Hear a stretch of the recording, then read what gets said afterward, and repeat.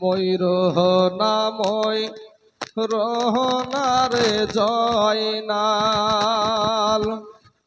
ময়ূর নাময় রহনারে জয়নাল তুমি জয়নাল ময়ূর না হায়রে তুমি জয়নাল ময়ূর না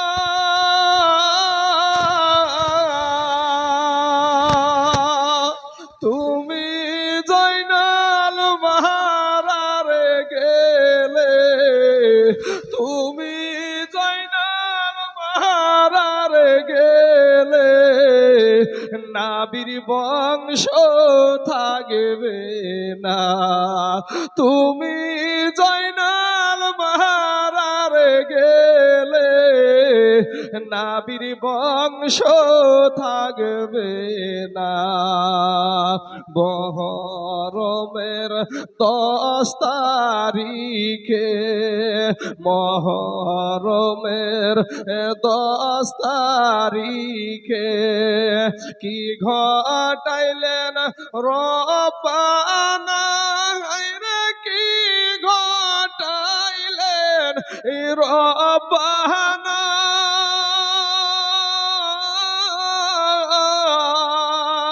বাইগো কলে যা ফাটিয়া যাই গো এ বলিতে সেই ঘটনা কলে যা ফাটিয়া যাই গো এ বলিতে সেই ঘটনা হাসাইন শহীদ জহরেতে হাসাইন শহীদ জহরেতে হোসাইন শহীদ কারবালায় হায়রে হোসেন শহীদ কারবালায়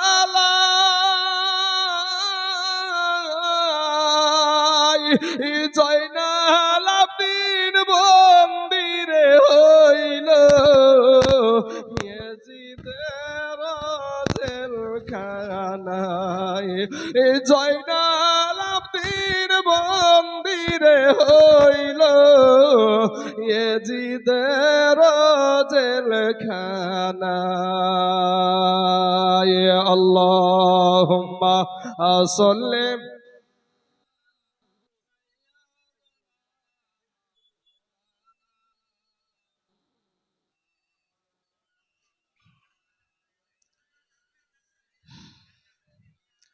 মাওলানা মুহাম্মদ সাল্লাল্লাহু আলা মুহাম্মাদিন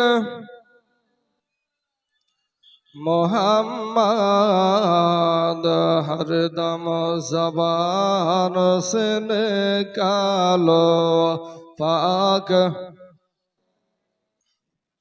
हरदम जबान से निकालो शफी आना मुहम्मद सल्लल्लाहु अलैहि वसल्लम साइन बोलছে बेटी साकिना रे ওরে बेटी साकिना আজকে রাত্রিটা ঘুমাইবার রাত্রি না রে বেটি আজকে রাত্রিটা হলো জাগনে কা রাত্রি আজকে রাত্রিটা ঘুমাইতে নাই রে বেটি আজকে রাত্রিটা হলো ইবাদতের রাত্রি সাকিনা বলছে আব্বা গো মোটি আমার 7 বছর বয়স হলো গো আব্বা আমি তো এমন কিছু জানি না তবে একটু আমাকে শিখায়া দেন বাবা গো ইমাম হোসাইন বলে বেটি রে কোরআনটা খোল কোরআনটা খোলার পরে ফাতিহা সূরাতে বাবা 7টা আয়াত আছে এই 7টা আয়াত তেলাওয়াত করাতে করাতে সাকিনা নজর করে দেখছে ওই কোরআনের পাতাটাই ওই জায়গাটায় যেটাতে কোরআন লেখা ছিল ওটাতে দেখছেন যে 2 ফোঁটা পানি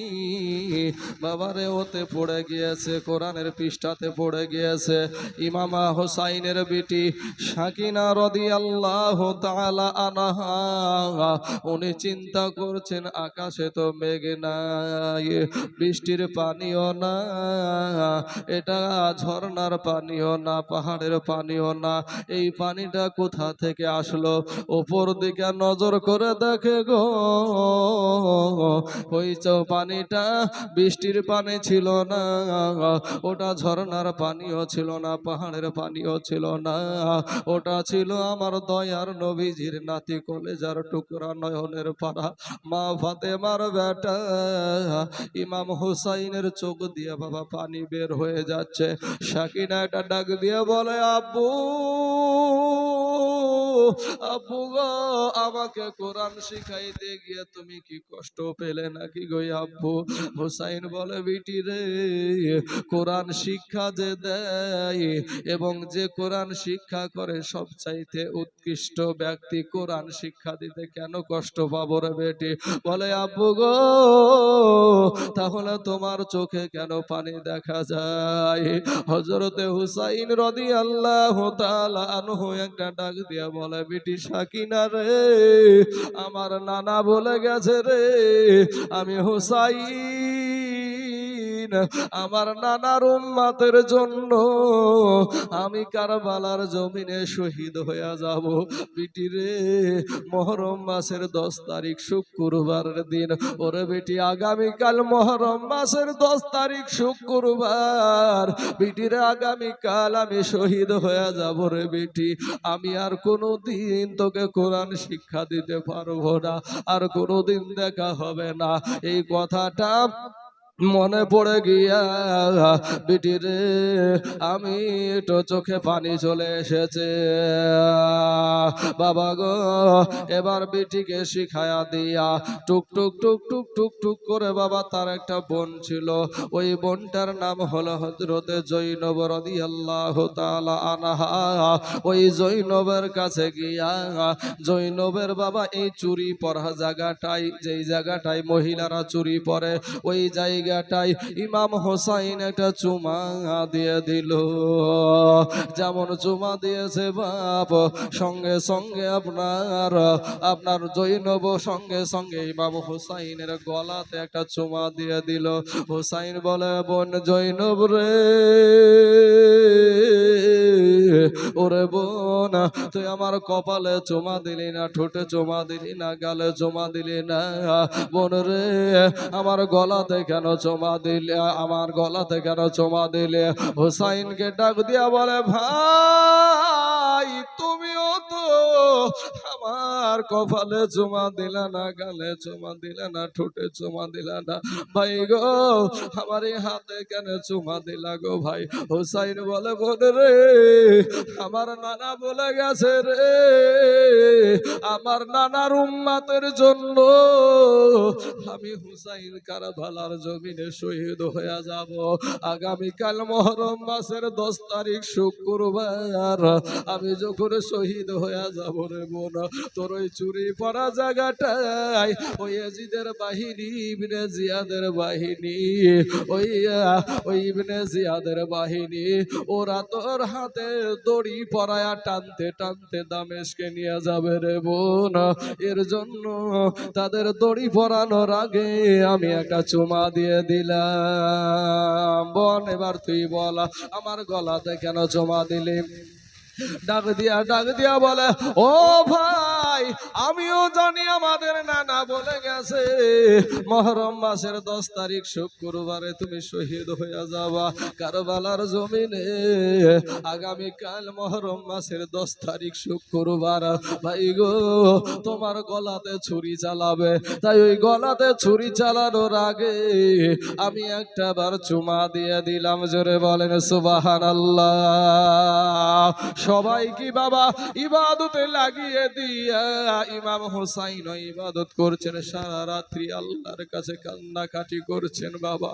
এবার ফজরের ওয়াক্ত হয়ে গেল, ফজরের নামাজ পড়ে সাথী ভাইদেরকে ডেকে বলছেন, ভাই গো আপনারা যে যেদিক দিয়া পারবেন এই কারবালার জমিন ছেড়ে মক্কা মদিনাতে চলে যান, আমি হোসাইন আমার নানার উম্মতের জন্য আমি এই কারবালার জমিনে শহীদ হয়ে যাব। তাই কিরে বাবা, ইমানদার ব্যক্তি তো কোনো সময় কাউকে ফেলে যায় না। এ বাবারাম, সবাইকে মিটিং করে নিয়ে মাসোয়ারা করে নেওয়ার পরে ইমাম হোসাইন একটা তরবারি ছিল, ওই তরবারিটার নাম হলো জুলফিকার তরবারি। ওই জুলফিকার তরবারিটা আপনার আগাটা মাটিতে গেড়ে দিয়া ডামারটাকে আপনার দাড়ি মুবারকের কাছে লাগিয়ে দিয়েছে। কি করছে ওইভাবে বাবা চিন্তা করছে আর শুধু চোখের পানি ছেড়ে দিয়েছে বাবা। ওই চোখের পানিতে ইমাম হোসাইনের গাল ভিজে, দাড়ি ভিজে বাবা, তরবারির গোসল হয়ে যাচ্ছে। কি চিন্তা করছে? এটাই চিন্তা করছে, আহারে আজ 3 দিন হয়ে গেল এখানে আসা, আমার সঙ্গে ছোট ছোট বাচ্চারা আছে, আমার সঙ্গে নারীরা আছে, আজ আমি এক ফোঁটা পানি তাদেরকে দিতে পারলাম না। কখন জানি কে পানি চাইবে, আমি কেমন করে পানি দিব? মুখের কথা মুখেই থাকলো রে ভাই, অমনি যেন কে বলে উঠলো আলা আতাস। কে কাকে বলবে? সন্তান তার মা জননীকে বলছে, মা গো আমাকে একটু পানি দাও গো মা। ওই সন্তানটার কেউ না রে বাবা, নাবি বংশের সন্তান, নুরানি শরীর রে বাপ। ওই সন্তানটার কেউ নাই, ইমাম হুসাইনের ছোট বেটা, 6 মাসের আলী আসগার। কেউ বলেছে 12 মাসের আলী আসগার। 6 মাসের হোক আর 12 মাসের হোক, দুধ খাওয়াতো বাচ্চা রে বাবা।